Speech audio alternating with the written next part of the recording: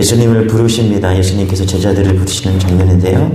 오늘 본문은 제자 중에 세리, 레위를 부르는 장면이죠. 레위가 이제 부르심에 의해서 변화된 이름이 마태이죠. 마태복음의 저자 마태를 부르는 장면입니다. 여러분, 예수님이 가시는 곳마다 무리가 모였습니다. 생명의 말씀이 있기 때문에 그렇죠. 예수님은 또 가르치시고 그런 자들을 우리 13절 14절 다시 한번 읽어볼게요. 시작. 예수께서 다시 바닷가에 나가심에 큰 무리가 나왔거늘 예수께서 그들을 가르치시니라. 또 지나가시다가 알페의 아들 레위가 세간에 앉아있는 것을 보시고 그에게 이르시되 나를 따르라 하시니 일어나 따르니라. 그러니까 해변가를 거느리시다가 특별히 세간에 앉아있는 레위를 보셨다라고 말합니다. 여기 보니까 14절에 보니까 보시고 그랬어요. 보시고. 여러분, 그냥 본 게 아니라 주목했다라는 뜻이에요. 주목했다. 왜냐하면 레위를 부르시는데 세간에 앉아있는 레위 마태를 보셨다라는 거예요. 당시에 세리에 대해서 어떤 별명이 있었냐면 영혼을 팔아먹은 자, 그러니까 로마의 앞잡이가 되어서 이스라엘 백성들에게 세금을 걷었거든요. 그런데 세금을 정확하게 걷지 않으면 본인이 물어야 됐고 거기서 남는 걸 가지고서 살아야 됐기 때문에 이 세리들은 아주 악착같이 세금을 걷었습니다. 그래서 영혼을 팔아먹은 자, 신앙을 팔아먹은 자, 돈을 위해서 개처럼 사는 사람, 이렇게 세리를 민족의 배신자로 봤다라는 거예요. 그래서 이 세리 같은 경우는 영혼을 팔아먹기 때문에 유대인들이 들어가는 회당에도 들어갈 수가 없었고요. 세리에게는 거짓말을 해도 된다. 거짓말장이기 때문에 거짓말을 해도 된다. 이런 말까지 돌았을 정도였던 것이죠. 그래서 매국노, 반역자, 개같은 자, 그래서 사람들은 세리를 절대 보지 않았다는 겁니다. 보고 싶지 않았고요. 고개를 돌리고 외면하고 저주했다라는 거예요. 그런데 여러분, 예수님은 보셨습니다. 여러분, 이게 은혜입니다, 여러분. 여러분, 예수님이 보시는 곳에 항상 기적과 치유가 있었어요. 중풍병자를 보시고 치료하셨죠. 38년 된 병자를 보시고 일으켜 세우셨습니다. 날이 저물자 먹을 것이 없었던 목자 잃은 양 같은 그런 가엾은 5,000명을 보시고 어떻게 해요? 오병이어 기적을 만드셨어요. 그러니까 이 세리를 보셨다. 이건 뭐죠? 레위라는 이름을 갖고 있는데 다른 지파에서 쓰지 않는 그 레위, 그 지파가 지금 매국노, 그렇죠? 개 같은 인생을 취급받은 그 사람을 보셨다라는 거예요. 거기에 하나님의 놀라운 마음이 있었다는 것입니다. 오늘 여러분, 주님께서 이것을 주목하십니다. 이것을 보고 계십니다. 할렐루야. 우리를 보고 계시고 우리 심령을 보고 계세요. 그 보심 속에 역사가 있는 것이죠. 자, 우리 15절 16절 같이 한번 읽어보겠습니다. 시작. 그의 집에 앉아 잡수실 때 많은 세리와 죄인들이 예수와 그의 제자들과 함께 앉았으니 이는 그러한 사람들이 많이 있어서 예수를 따르미러라. 바리새인의 서기관들이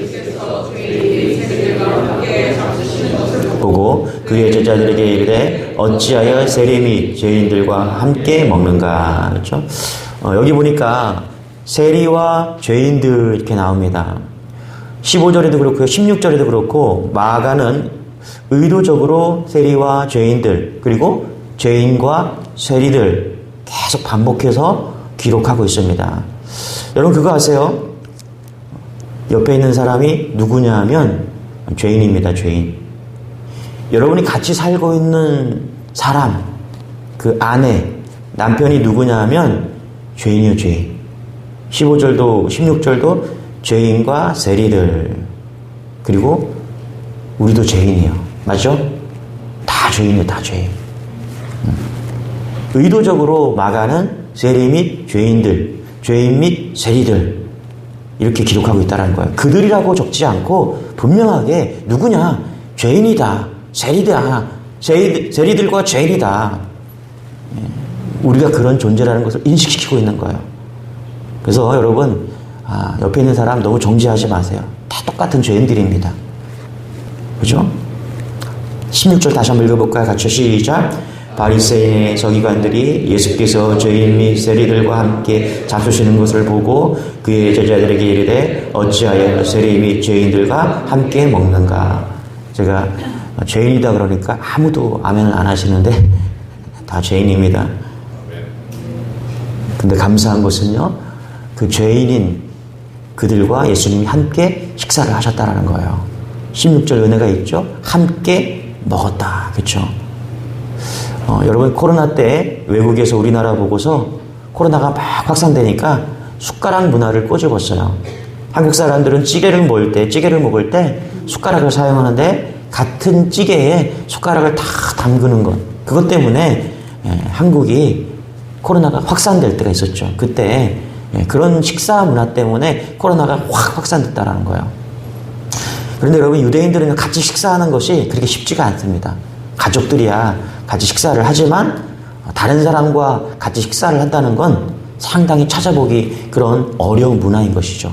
그런데 예수님은 일반 사람도 아니고 가족도 아니고 뭐라고 그래요? 죄인, 세리들과 죄인, 그들과 함께 식사를 하셨다라는 거예요. 이게 은혜입니다. 할렐루야. 우리 17절 같이 한번 읽어보겠습니다. 시작. 예수께서 들으시고 그들에게 이르시되 건강한 자에게는 의사가 쓸데없고 병든 자에게라야 쓸데있느니라. 나는 의리를 부르러 온 것이 아니요 죄인을 부르러 왔노라 하시니라. 그러니까 예수님께서 분명하게 얘기하는 거예요. 왜 예수님께서 죄인들과 함께 식사를 하셨냐. 그러니까 죄인 중에서도 최고의 죄인, 오늘 말씀해 보니까 그 죄인을 부르러 오셨대요. 최고 중에 최고의 은혜는 죄인 중에 최고의 죄인인 나를 부르러 오셨다는 거예요. 여러분 그거 아세요? 이렇게 고백하는 사람이 복받은 사람입니다. 저는 우리 교회 성도님들이 날마다 제가 죄인입니다, 그렇게 고백하기를 기도합니다. 왜요? 그게 복받은 거기 때문에 그래요.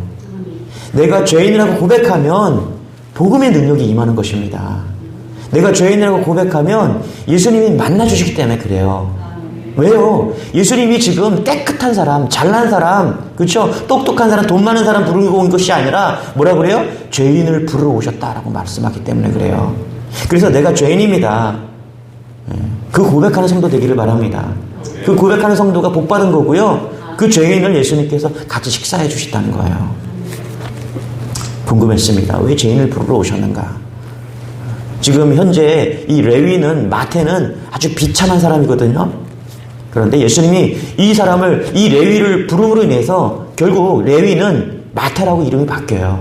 그리고 우리가 잘 아는 마태복음을 쓰는 저자가 되는 것이죠.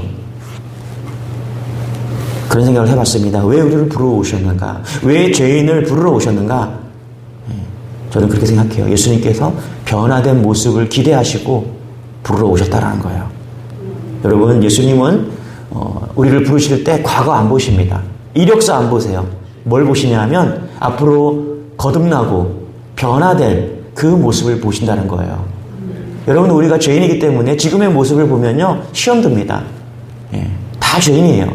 그러나 우리가 바라봐야 될 그 모습들, 서로를 보고, 목사를 보고, 장로님 보고, 권사님을 보고, 서로를 볼 때 무엇을 봅니까? 변화될 모습들. 할렐루야. 하나님이 변화시켜서, 우리를 변화시켜서 쓰실 그 모습을 보시는 거예요. 예수님께서 왜 레위를 부르셨냐? 예수님은 레위를 보신 것이 아니라 이제 마태복음을 쓸 그 마태를 보신 거예요.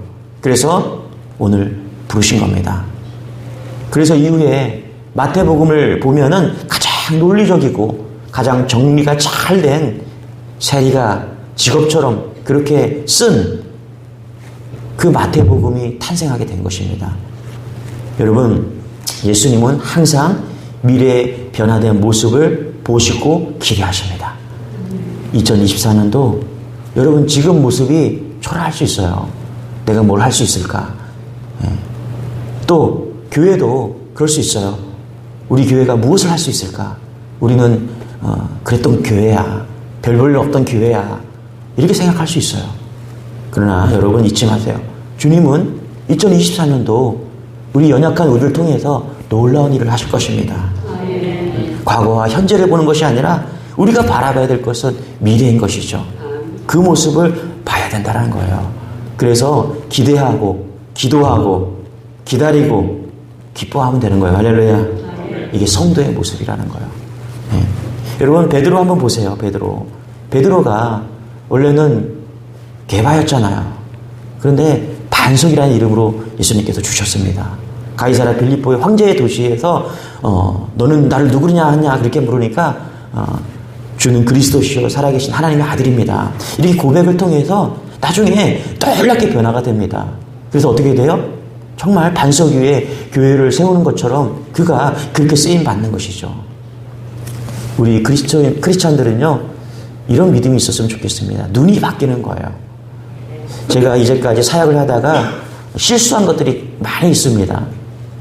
되게 보면은 이렇게 생각해요. 공부 잘하고 잘생기고 집안 좋고 이러면 우리가 기대합니다. 그렇죠? 저 사람 뭔가 좀 할 것 같구나. 그런데 사람 볼 때 껍데기 보면은 항상 속습니다. 저런 조건이면 저런 인물이면 진짜 큰일 할 사람이구나 이렇게 생각을 해요. 근데 이때까지 경험해 보면은 큰 일을 낼 사람이지 큰 일을 할 사람은 아니더라고요. 깨달은 게 뭐냐 하면 내가 이제까지 충성스러운 사람이라 생각했던 사람이 큰 일은 못해요. 근데 별로 생각하지 않았던 그 사람이 생각보다 충성스럽고 믿음 가운데 끝까지 서가는 것을 보게 됩니다. 진짜 그래요. 그래서 외모도 감자 같은 사람이 훌륭하고 멋있는 사람이 아니라 고구마 같은 사람이 그렇죠? 순교의 자리까지 나아가고 끝까지 충성하는 모습을 보게 되는 것이죠. 그래서 우리의 눈이 판단하고 정죄하는 것이 아니라 어떻게 해요? 미래를 봐주는 거예요. 미래를 봐주는 거예요. 지금 우리 자녀들이 부족해 보이고요. 우리 학생들이 청년들이 부족해 보일 수 있어요. 그런데 우리는 소망을 두고 기대하고 할렐루야 기도하고 미래를 봐주는 거예요. 좀 궁금해요. 우리 학생들이 우리 청년들이 어떻게 쓰임받을까? 하나님이 어떻게 부흥시켜 주실까? 궁금해요. 우리 또 교회를 하나님께서 어떻게 일으켜 세워주시고 우리를 어떻게 사용하실지 궁금한 것이죠. 그래서 우리가 해야 될 것이 뭐냐 하면 실망했다, 낙심했다 이런 얘기하는 것이 아니라 미래를 보는 것입니다. 그런 은혜가 있기를 소망합니다. 할렐루야.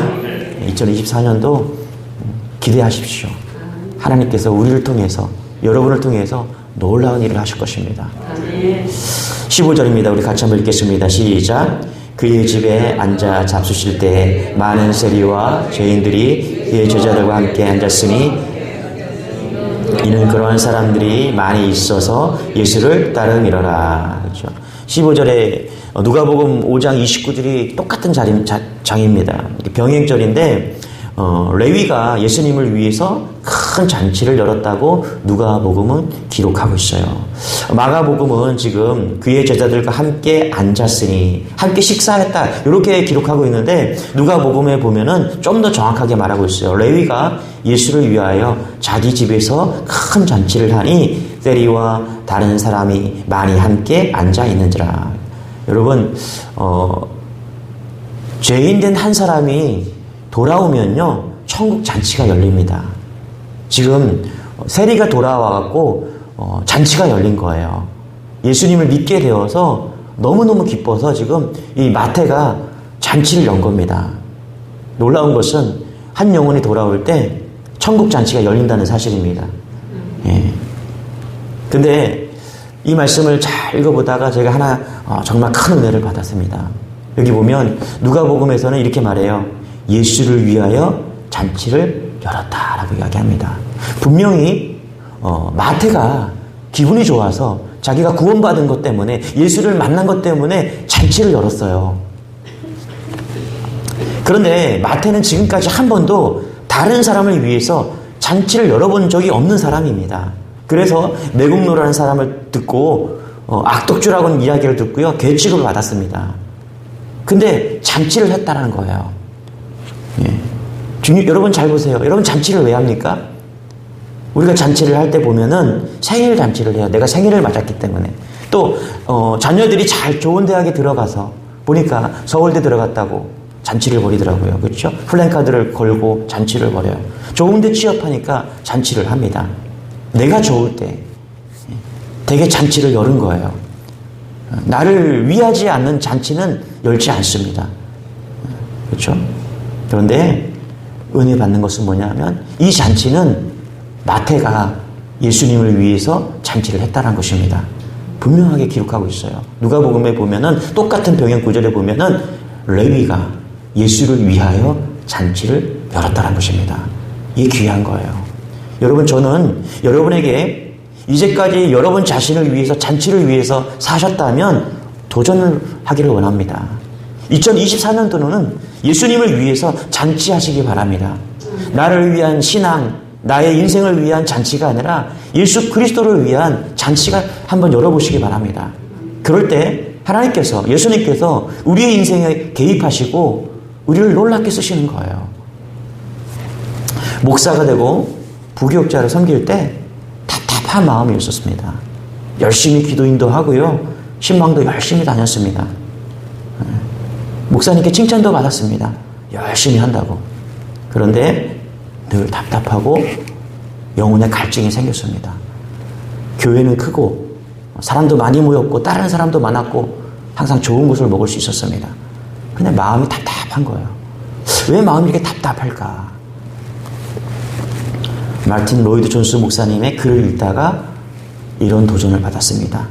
한 번도 시도하지 않은 기독교. 한 번도 시도하지 않은 기독교.